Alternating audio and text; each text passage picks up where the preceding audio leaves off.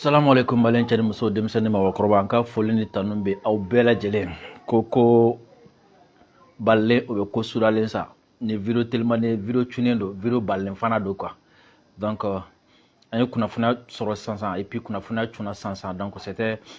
temps tɛ yen donc faut que an ka bɔ k'a di aw ma sisan quoi donc video y'a partager kosɛbɛ a partager kosɛbɛ n bɛna communiquer kɔnɔ kuma kalan aw ye fɛn min ye Mali gouvernement kɔni ye fɛn min ye affaire Aminata Diko a bɛɛ a ye mɔgɔ min taara Nations Unies na ka taga kuma Mali kan n'a ma ja mɔgɔ si ye ni kafo bɔra ka déclaration kɛ ni société civile bɔra ka déclaration kɛ MINUSMA kɔni kɔnɔ sa mɔgɔ min ka baara don min kɛra sababu ye ka nin ko in kɛ min taara a ɲini ka taga n'a ye Nations Unies na ka taga bila kuma la Mali y'ale gɛn n'a tɔgɔ ye ko Guillaume ale gɛnna o communiqué de b'an bolo su in na donc vidéo a partagé kosɛbɛ voilà a partagé kosɛbɛ juste j'ai juste besoin de 500 comme ça ni 500 personnes qui ont ligne là dron je vais commencer à lire le communiqué parce que la vidéo est déjà kosɛbɛ juste me communiquer dron est kala donc vidéo a partagé kosɛbɛ a partagé Chérif Tiam Haidara Kabako Fratiki téléphone numéro 75 81 64 58 an bɛ aw fo fɛn fɛn bɛ k'an lajɛ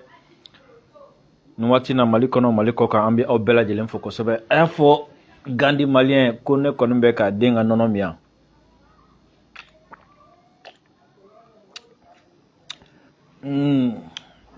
mɔgɔ t'a dɔn nin waati na ale bɛ ka fɛn min min a y'a fɔ Gandi ko ne bɛ ka den ka nɔnɔ de min yan ko ne tɛ se ba ka nɔnɔ ma vidéo a partagé juste 500 on va commencer communiqué bɛ gouvernement ye communiqué kɛ persona non grata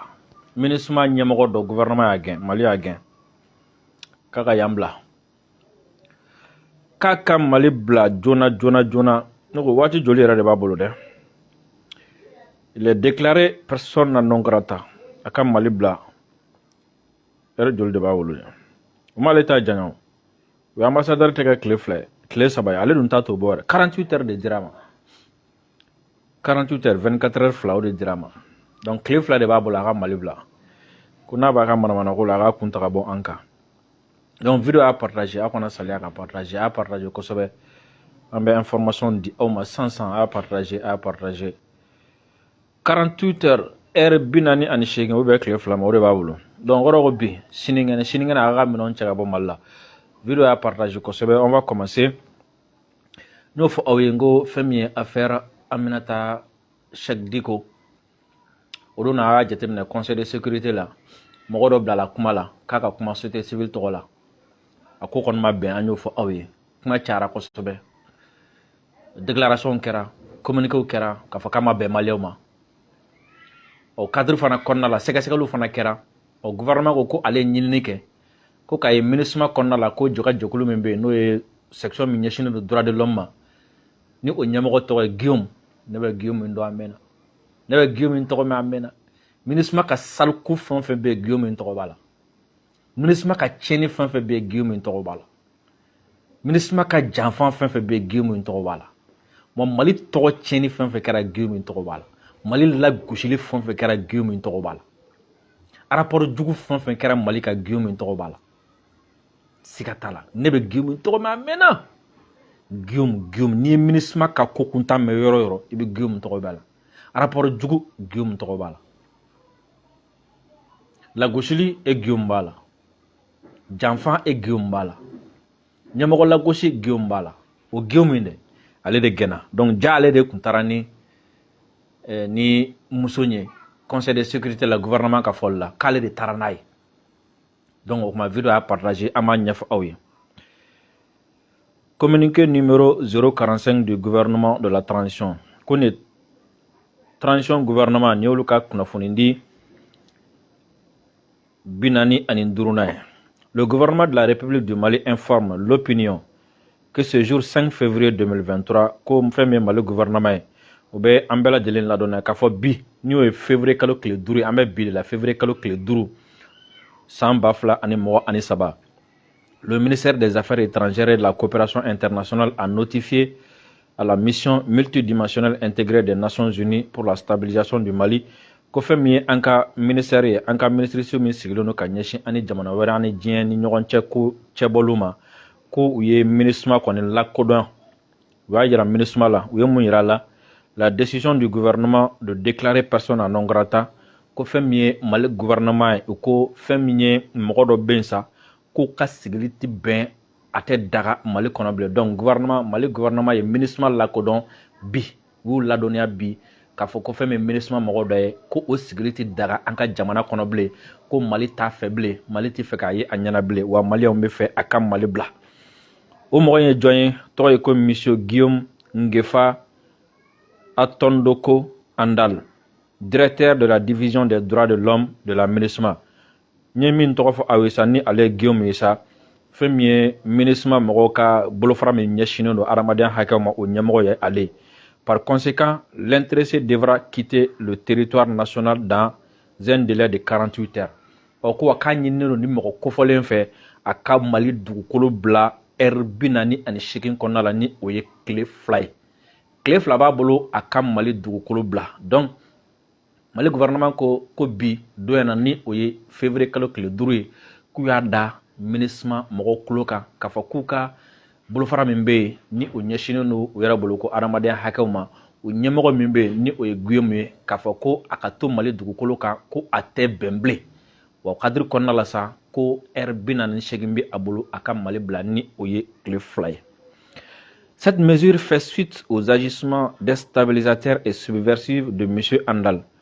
Ko muna gouvernement ko tɛ fɛ ka Guillaume ye bilen ko a kana to Mali la bilen ko ka sababuya kɛ Guillaume ye wulikajɔ dɔw de kɛ wulikajɔ min bɛ yen nɔ ni wulikajɔ ɲumanw tɛ wulikajɔ cɛjugu min dabɔkun de ye walasa fɛn min Mali ye ka basigibaliya don a kɔnɔna la ka Mali tɔgɔ tiɲɛ ka Mali bin ka tɔgɔ tiɲɛ ni ko sugu bɛɛ lajɛlen ta ka Mali sɛgɛrɛ en violation flagrante des principes et obligations que doivent observer les fonctionnaires des Nations Unies et tout diplomate accrédité au Mali conformément aux conventions internationales pertinentes. Wa ko fɛn min ye Guillaume ka nin wulikajɔ min ko a bɛ sariya bɛɛ sɔsɔ sariya min ni fɛn min ye MINUSMA ye fɛn min ye diɲɛ seleke naani tɔgɔ la baarakɛla fɛn o fɛn bɛ yen ni o bɛ Mali kɔnɔna la ko sariya min bi olu kofɔ fɛn min ye nin Guillaume ye ale ka nin jamana lafiri baara in ko a b'o sariya bɛɛ lajɛlen sɔsɔ wa fana fɛn min ye diɲɛ sariyaba fɛn fɛn bɛ yen ko n'i bɛ baara kɛ Nations Unies tɔgɔ la walima n'i bɛ baara kɛ n'i ye diplomate i kan ka baara kɛ cadre fɛn fɛn kɔnɔna la ko Guillaume ye o bɛɛ lajɛlen sɔsɔ. En effet, à l'occasion des différentes sessions du Conseil de sécurité des Nations Unies sur le Mali, les actions de M. Andal ont consisté à sélectionner des usurpateurs s'arrogeant le titre de représentant de la société civile malienne. Ko Guillaume ye mun de kɛ kɛrɛnkɛrɛnnenya la ko fɛn min ye Conseil de sécurité ni o ye Nations Unies ka lasigi dɔw ye ko olu ka sigi minnu bɛ ni a bɛ kɛ Mali kan ko fɛn min ye Guillaume ye sa ko ale ka baara de kun ye ko ka mɔgɔw ɲini mɔgɔ minnu bɛ yen nɔ ni u bɛ taga tɔgɔ fu da u yɛrɛ la ka taga kuma Nations Unies na Mali société civile tɔgɔ la k'a sɔrɔ ma ci en ignorant les autorités et les institutions nationales k'a sɔrɔ k'u pan Mali ɲɛmɔgɔw kunna k'u pan Mali baarakɛdaw ba bɛɛ lajɛlen kunna. Outre la sélection de ces individus recrutés pour faire des exposés spéciaux ko ka o dɔrɔn tɛ dɛ Guillaume bɛ mun kɛ a bɛ taga mɔgɔw ɲini ka mɔgɔw ta mɔgɔ minnu bɛ yen nɔ ni olu kan ka taga kuma kɛrɛnkɛrɛnnen dɔ fɔ Mali ka Mali conseil Nations Unies conseil de sécurité la ko wa k'o dɔrɔn tɛ dɛ a tɛ dan o dɔrɔn ma dɛ. Le gouvernement souligne que M. Andal n'a jamais réussi à prouver les critères objectifs qui lui ont permis d'identifier les représentants de la société civile qu'il a utilisés. Ko wa fana ko Guillaume ɲininkara e bɛ ka mɔgɔ minnu ta ka taga n'u ye conseil de sécurité la ko société civile mɔgɔw don i bɛ k'u ta ni dalula jumɛn ye i bɛ k'u ta ni lahala jumɛn i bɛ k'u ta ni critères ye ko wa fana ko Guillaume ma se ka ɲɛfɔli foyi de di ɲɛfɔli min b'a to k'a fɔ ko ale filɛ ne ka nin mɔgɔ ninnu sugandi cogo min na k'a bɛ k'u sugandi nin kan de kan walima a bɛ k'u sugandi nin cogo in de la a kɔni bɛ taa mɔgɔ dɔw ɲini dɔrɔn mɔgɔ minnu fɛn bɛ sɛbɛn ka d'u ma min b'ale arranger min bɛ taga Mali lagosi mɔgɔ ninnu kɔni bɛ taga o de fɔ. Qu'il a utilisé. La partialité de M. Andal a été encore plus manifeste lors du dernier examen du Conseil de sécurité des Nations Unies sur le Mali. Ko fɛn min ye Conseil de sécurité ka lajɛ laban min kɛra Mali kun kan ko fɛn min ye Guillaume kɔni ko a ka fankelen ta k'a yira k'a fɔ k'ale bɛ ka fan dɔ de ta camancɛ mɔgɔ tɛ ko kɔni dara kɛnɛ kan ka sababuya kɛ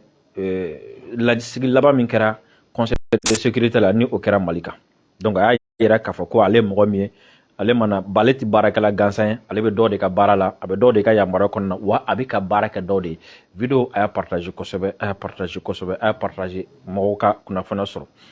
Des investigations menées ko sɛgɛsɛgɛli minnu kɛra o sɛgɛsɛgɛliw jaabi ye mun yira. Il ressort que l'offre de dénigrement de M. Andal a été rejetée dans un premier temps par un digne enfant du Mali. Ko sɛgɛsɛgɛliw y'a yira ko fɛn min ye Guillaume ye ko ja a ye mɔgɔ fɔlɔ min ɲini ka nin ko in f'o ye, a ye mɔgɔ fɔlɔ min ɲini n bɛ fɛ k'i ta,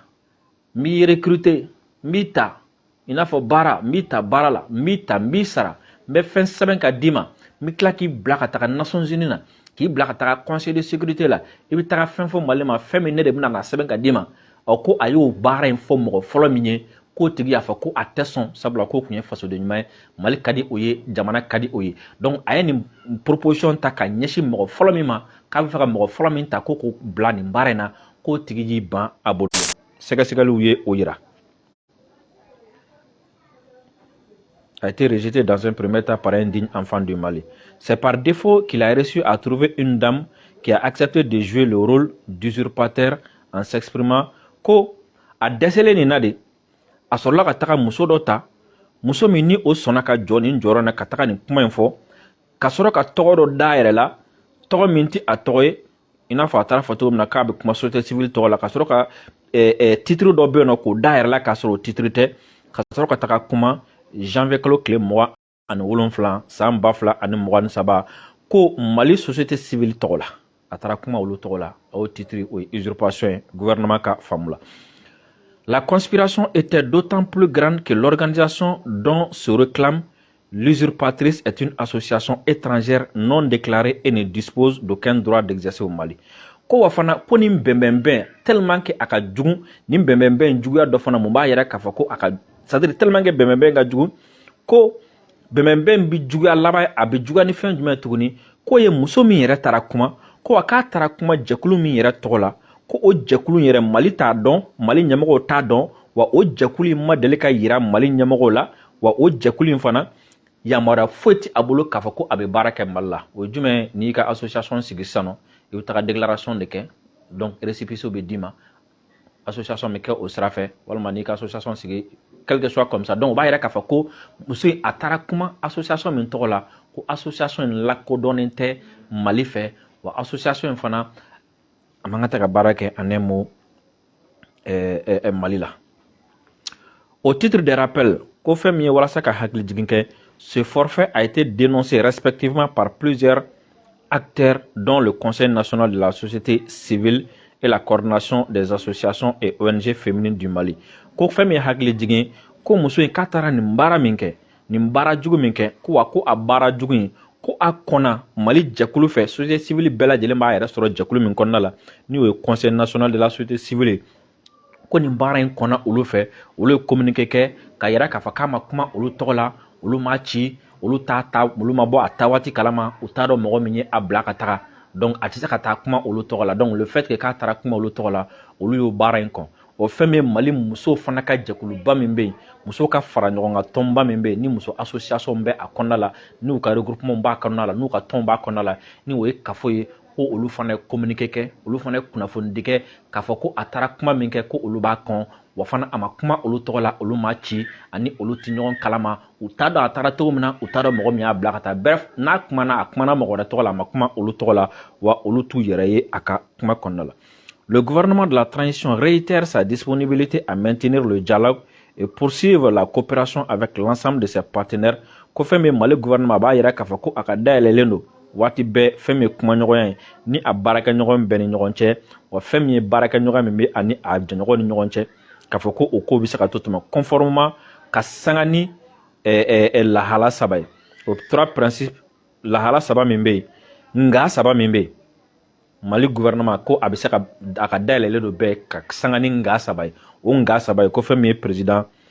colonel Assimi Goïta ye, ale ye o nka saba ale de y'o sigi. Ko nka saba bɛ yen n'i bɛ fɛ ni Mali ka baara kɛ ɲɔgɔn fɛ, o nga saba min be no I kan ka minnu bato I kan ka son olu ma wa olu minnu ni ye dankari o la I ni Mali tɛbilen ni sɔnno ma I ni Mali bɛ se ka baara kɛ ɲɔgɔn fɛ ni olu bato I ni Mali bɛ se ka baara kɛ ɲɔgɔn fɛ ni jɛna olu ma I ni Mali bɛ se ka baara kɛ ɲɔgɔn fɛ ni ma jɛ ni o ye I ni Mali tɛ se ka baara kɛ ɲɔgɔn fɛ ni y'o sɔsɔ I ni Mali bɛ fara ka bɔ ɲɔgɔn na o nga saba o ye jumɛn le respect de la souveraineté du Mali ko I ka sɔn a ma k'a fɔ ko Mali ko Mali ɲɛmɔgɔ de b'a jalatigɛ Maliyɛnw de b'a jalatigɛ min ka di anw ye min bɛ bɛn anw ma anw ye min sugandi o de bɛ taa ni o ye souveraineté ye ni ko ko nana anw de bɛ ɲininka ni ko ko nana a bɛ bɛn anw ma cogo min na a bɛ kɛ ten ni ko ko nana fana anw de bɛ bila ɲɛfɛ anw de b'a ko jalatigɛ ni sɔnn'o ma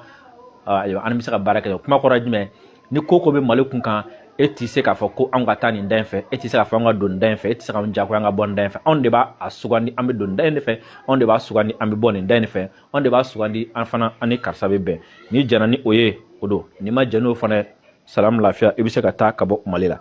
a nga filanan jumɛn le respect des choix stratégiques et des choix des partenaires opérés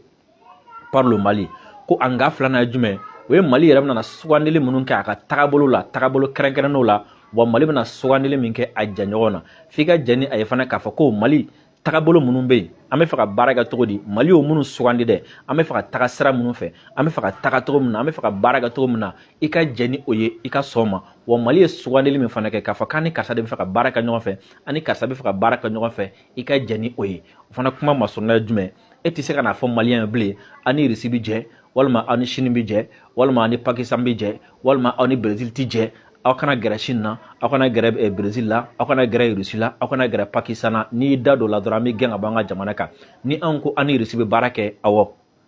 o t'i ka sira ye n'an ko k'an ni Sini bɛ baara kɛ o t'i ka sira ye n'an ko k'an ni Pakistan bɛ baara kɛ o t'i ka sira ye n'an ko ko hali n'an ni boyifolikaw bɛ baara kɛ o t'i ka sira ye ɔ n'i sɔnn'o ma o kɔnɔ I ni Mali bɛ se ka baara kɛ n'i ma sɔn o ma I kana se Mali la wa hali n'a sɔrɔ n'an bɛ baara la ɲɔgɔn fɛ don o don n'i y'a yɛrɛ k'i tɛ jɛn n'o ye I ka Mali I k'a ye k'a to yen la prise en compte des intérêts vitaux du peuple malien dans les décisions prises wa ko ŋaniya fɛn fɛn bɛ ta n'an bɛ ko o ko kɛ an n'an ka jɛɲɔgɔn ni ɲɔgɔn cɛ ko o ko bɛ kɛ hakilila fɛn fɛn bɛ ta a ka sɔrɔ o hakilila min bɛna ta o ko min fana bɛna na kɛ dɛ a ka sɔrɔ Maliyɛnw ka intérêt Maliyɛnw mago bɛ min na Maliyɛnw ka nafa de bɛ lajɛ n'an bɛ ko o ko ta n'an bɛ kuma o kuma fɔ Mali ka nafa de bɛ lajɛ Maliyɛnw ka nafa de bɛ lajɛ n'an bɛ ko o ko kɛ Mali ka nafa de bɛ lajɛ Maliyɛnw ka nafa de bɛ lajɛ n'an bɛ taga yɔrɔ o yɔrɔ Mali ka nafa de bɛ lajɛ Maliyɛnw ka nafa de bɛ lajɛ n'an bɛ min fɔ o Mali ka nafa de bɛ lajɛ Maliyɛnw ka nafa de bɛ lajɛ donc e tɛ se ka na bilen k'a fɔ ko dɔ ka kɛ Mali la Maliyɛnw tɛ fɛn sɔrɔ a la e dɔrɔn de bɛ fɛn sɔrɔ a la ko o tɛ bɛn bilen e tɛ se ka na Mali la bilen k'a fɔ ko e b'an bila baara dɔ kɛli la Maliyɛnw tɛ foyi sɔrɔ a la o kɔrɔ jumɛn ko jɛ o jɛ bɛ yen n'a bɛ kɛ sababu ye ka dankari Maliyɛnw ka hakɛ la an tɛ jɛn n'o ye jɛ o jɛ bɛ yen n'a bɛ dankari Maliyɛnw ka nafa la an tɛ jɛn n'o bilen donc ko ni mɔgɔ o mɔgɔ bɛ jɛn nin ye I ni Mali bɛ se ka baara kɛ n'i tɛ jɛn nin ye fana yɔrɔ min ka di ye I bɛ taga yen nin communiqué de bɔra Mali gouvernement fɛ ka bɛn su in na ma ni o ye février kalo tile 5 ye san 2023 ko fɛn min ye Guillaume ye n'o ye MINUSMA bolofara min ɲɛsinnen don droit de l'homme ma ko il a été déclaré persona non grata ko a ka sigili tɛ bɛn Mali la bilen a dagalen tɛ a ka to Mali la bilen kɔrɔ jumɛn ko Mali y'a gɛn ka wulu su a la ko MINUSMA ka a ta ka bɔ Mali la o fana kɔfɛ tile 2 bɛ a bolo ni o ye heure 48 ye a ka Mali bila n'a ma Mali bila tile 2 kɔnɔna la an bɛ taa Mali ɲɛmɔgɔ bɛ taga polisiw bila ka taga minɛ n'u y'a minɛ u bɛ taga n'a ye aéroport la n'u taara n'a ye aéroport la a bɛ bɔ jamana min na u b'a expulser ka taga o jamana na donc o kɔrɔ ko fɛn min ye Mali ni MINUSMA cɛ a kɛra kataba 4 ye Mali ni Nations Unies cɛ nin waati na a kɛra kataba 4 ye ɔ an bɛ Sergei Lavrov an b'ale reçoit sini su in na kɔni an bɛ MINUSMA nafigi dɔn an b'olu gɛn o b'a yira k'a fɔ k'o taabolo an ka taga ta ni Ala sɔnna ma a bɛ gérer a don kɛ ni a balimakɛ don Dirisa Mɛmɛnta nin kun ye vidéo kɛrɛnkɛrɛnnen et puis vidéo balen fana kun don k'a di aw ma su in na an b'a ɲini a fɛ vidéo a ka partager walasa Maliyɛnw bɛɛ lajɛlen bɛ kunnafoni sɔrɔ a bɛ se ka abonner page la mɔgɔ mɔgɔ fana bɛ yen n'o bɛ k'an lajɛ Kabala TV kan YouTube kan an bɛ aw bɛɛ lajɛlen fo salamu aleykum a k'an bɛn diɲɛ waati wɛrɛ